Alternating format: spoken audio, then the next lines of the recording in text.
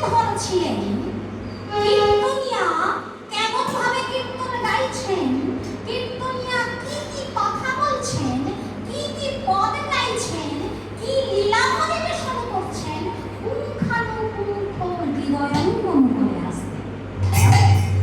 ও মায়েরা দেখুন, যিনি কিনা একদম মূর্খ মানুষ, ক লিখতে গেলে কলম ভেঙে ফেলে, তার এত ক্ষমতা, এই ক্ষমতা সাধারণ মানুষের হতে পারে না। যখনই ভোরবেলা আবার হাঁটতে হাঁটতে গ্রামে ফিরে আসতেন, সকাল হতে না হতেই মায়েরা সবাই জেগে যেতেন। এখনকার মতো আমাদের মতোই 10টা 9টা 8টার সময় ঘুম থেকে ওঠেন না। আগেকার মায়েরা সব ভোর হতে না হতেই ঘুম থেকে উঠে পড়তেন।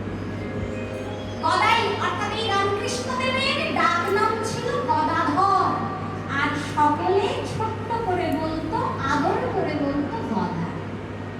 ওরে গদাই, কেমন কীর্তন শুনে এলি, আমরা তো যেতে পারলাম না, একটু শোনা দেখি।